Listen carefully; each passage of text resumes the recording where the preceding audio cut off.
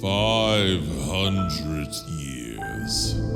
500 years I've sailed this sea of stars, and yet I always return.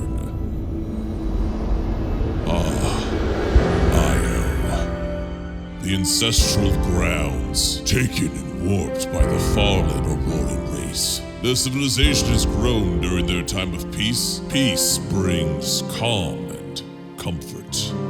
But peace makes one vulnerable.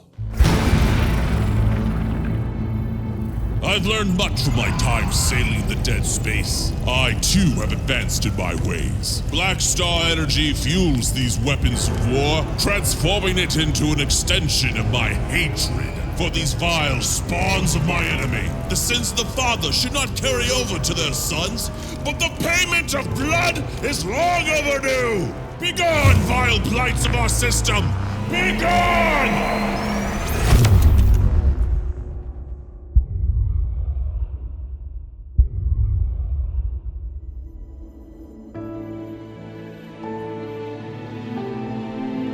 Great justice delivered this day, balance restored to our system, a return to silence.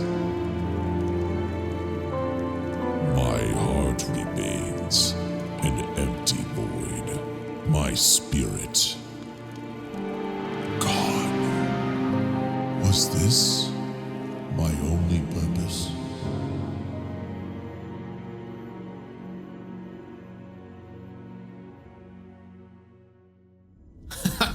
Not today, Mr. Spaceman. It's not our time. We've been through so much. It's not over yet. We are just getting started. You are not alone. We will be by your side to share your pain. We were not born as gods. We were once you. We are still you. We will survive. We shall ascend.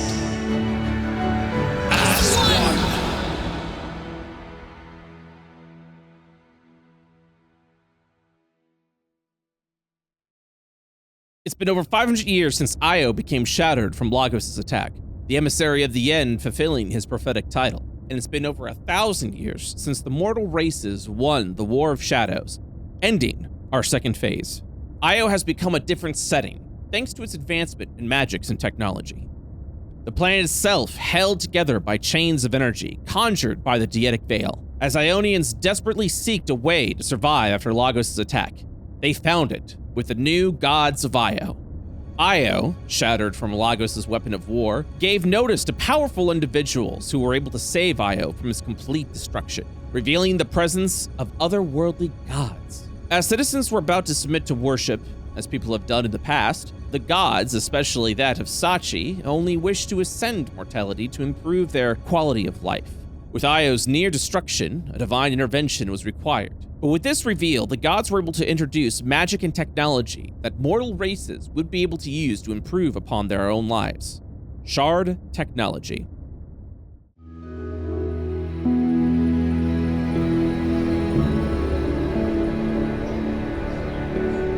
While the gods of Io manifest power from the Deetic Veil themselves, Shard technology functions as a conduit, tapping into a veil of unlimited potential and manifesting this energy into methods of survival, comfort, and power. Using this, magic has evolved significantly, entering Io into an age of enlightenment and technology. The world may be shattered, but the hopes of Ionians remain stalwart. The large land masses that connect to Io's core, referred to as arcs, are the previous kingdoms of old. Several arcs that may be known to those returning to Io include Atropa, the northern and southern Ishtar regions, Alabaster, Asmodia, and the seat of influence in what holds the Ionian Senate, Kathos. Each arc has a ruling power that has allowed it to maintain tradition and civilization influences, all while coming together for Io's survival and the Ionian Senate of Kathos. This has allowed, game-wise, for a new subrace of humans, each who have been influenced by the region they are a part of. Kathosian humans come from the region of diplomacy and thus are inspiring and charismatic.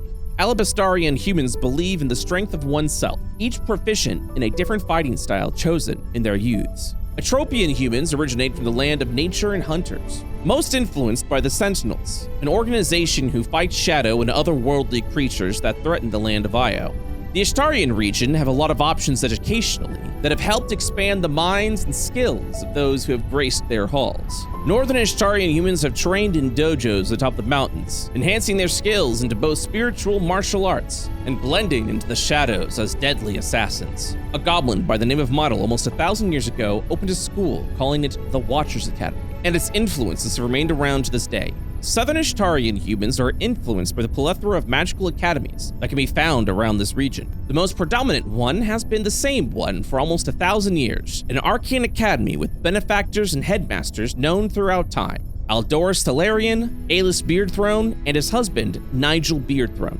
Asmodia, while never able to fully recover from the Shadow Wars, survivors who remain on this arc have resistances to the Shadow Veil's influence. A tear visible in the center can be sailed through, allowing one passage to the Shadow Veil. Most people who remain here are crusaders who watch the Shadow's Gate, sounding the alarm if the Veil ever stirs. Those who do not call an arc home are simple journeymen, pilots and sailors who live upon the sea, whether water or stars. These are individuals who seek the freeing life on a ship, just like an influential pirate of over 1,000 years, Captain Cornelius Armstrong. Io has become a world where magic is what has advanced mortality's technology. Shard technology, as well as magic itself, is what forge and manifests weapons, armor, and infrastructure. There are those who continue to tap into the Deetic Veil to find more ways to manifest its power. Using energy gathered, one can transform a piece of ore into a sword, herbal ingredients into salves, or harness such power to be used as a method of barter. Those that manifest the energy can transform it into energy credits, this setting's currency, which can be transmuted into other objects if you are skilled enough. Io is a world of many settings. Parties of players will have great influence over the campaigns they wish to play in. As Io is more than a sandbox, it's an entire playground. Traditional fantasy, urban, futuristic campaigns, all possible depending on the region players want to start. Io has become a rich world with a deep history that's been in the making for over 3 years. Stories are told by a solid foundation set upon by the players, with their influence still able to weave upon the tapestry of Io's setting. Shard technology allows for a lot of freedom for the stories player characters want to tell. Especially with the new advancement in travel, our parties are able to fly or teleport across the arcs of Io, able to collaborate and communicate with other player characters of other parties. A player-based economy is possible for those that are crafty. They can exchange created armaments and supplements for energy credits. What new stories and adventures await in this brand new yet familiar world? We've barely scratched the surface.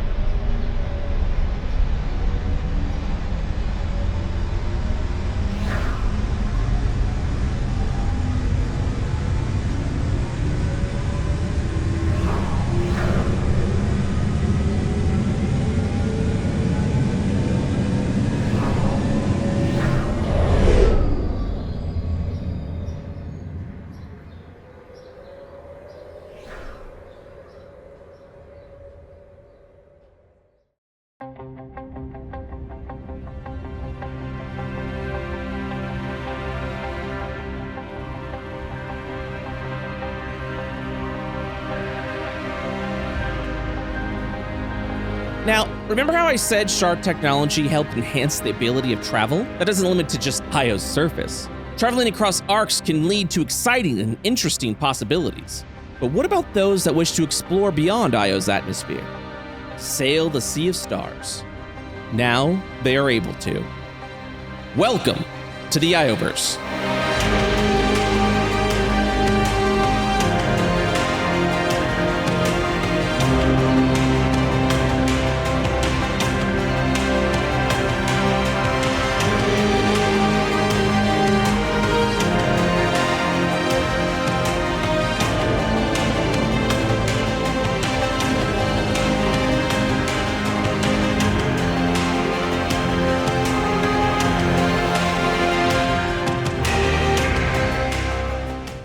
For those that have watched the lore of Phase 2, Io is based off of Jupiter's moon.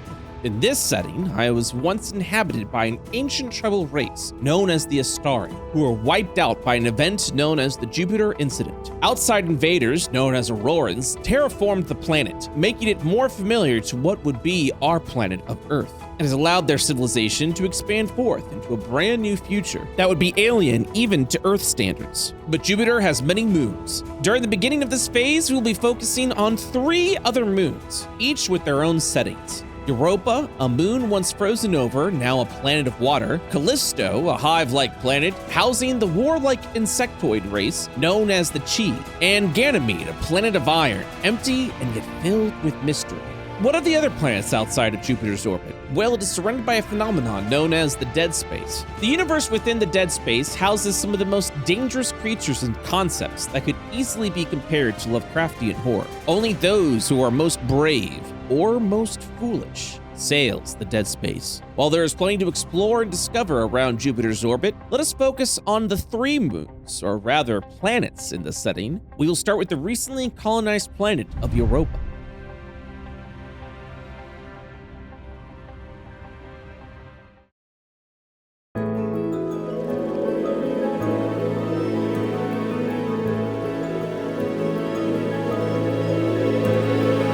Europa, who has been colonized by wealthy investors of Io, have built oceanside cities, and a new civilization has flourished among the waters. A new culture, familiar of a modern-day Venice, exists over the oceans and seas.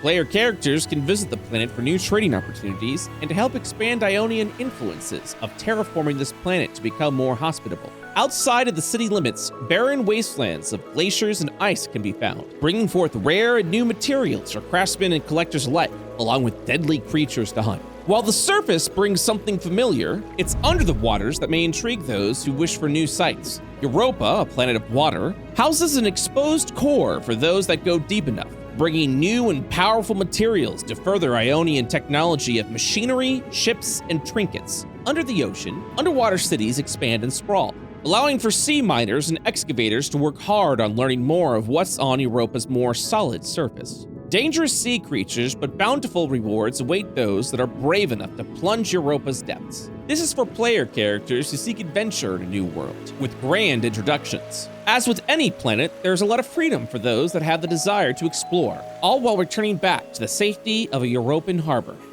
But some worlds are not so welcoming.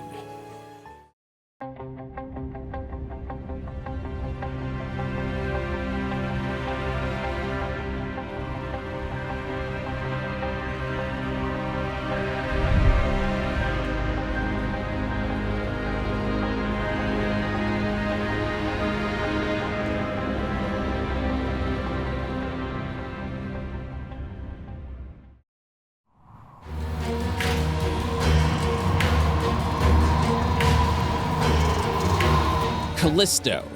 Even from its orbit, Callisto is not an inviting place. With its hive-like appearance, the ground forms cliff-like layers all over the planet. Arriving on its surface is tricky, as the cliffs are desert and barren. You must go deeper if you wish to find ways to survive. And even then, only the hardiest of individuals will survive its depths. However, this sustenance is perfect for the denizens of Callisto. The Chi, a bug-like race, originates from Callisto's hives. They are tempered with anger and warlike in nature, where the strongest of Chi will survive the inevitable downfall of all planet surfaces. Callisto has received its hive-like appearance because of the Chi, eating and devouring away at the planet for sustenance and material to feed its warlike machine. Its ships appear as if they are comets flying in the sky, actual chunks of their own planet, and the planets of others they have conquered. With Ionians now exploring the Sea of Stars outside of their own boundaries, the Chi have taken this aggression as a declaration of war. It is unfortunate to the Chi, yet fortunate to Ionians and Europans, that the Chi's spacefaring technology has not advanced far enough yet to send a battalion of Chi hive ships to Io, finishing the planet once and for all. While the surface of Callisto and even the cliffside bases are left almost barren, in the depths of the caves underground, the Chi war machine continues to build within the protection of Chi architecture. Always ready for battle, the Chi are immediately born from their larva state, fully grown, and given a weapon, all ready for battle. Adventurers who seek glorious combat would find Callisto offers nothing but. Ionians have not successfully colonized Callisto, nor is there any desire to do so. Ancient Chi artifacts can be unearthed from this planet, but more than likely it'll have to be after an entire swarm of Chi spearbearers are slain. While Callisto is a forefront danger to any that would tread upon its surface, there are some areas that are more unknown and yet insidious in nature.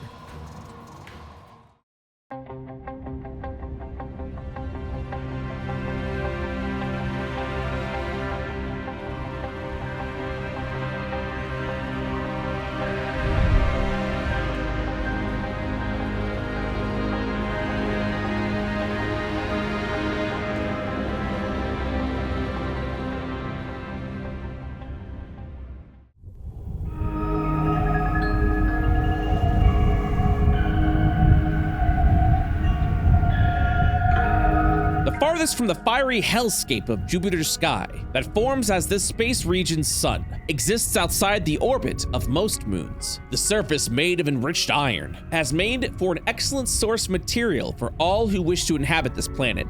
The surface has a variety of space mining companies who have built small outposts, inspired by Antarctica outposts of our modern day. Ionians, Europans, and even the Chi have built these outposts to gather resources for their own projects. While many of the mining outposts are sanctioned by the Ionian government, some, outside the Chi's influence of course, are operated by Ionian-declared crime syndicates that work within the depths of space, gathering materials for their own survival and to expand their influences. These outposts don't see much turnover of workers, as the journey to Ganymede is long, dangerous, and typically involves hidden star tears that function as a sort of interdimensional tunnel between areas secretly charted in the sea of stars. While the surface of Ganymede is silent, those that explore beyond the safety and oxygen-producing mining outposts will discover manufactured structures, suggesting that Ganymede may not have been the empty planet it once appeared to be. Those that explore deeper beyond its surface may find ancient ruins of a different and unknown culture. The question remains, who created these ancient structures? An alien and ancient race from long ago? Did they die off, abandon the planet, or still hidden away from wondering eyes of alien invaders?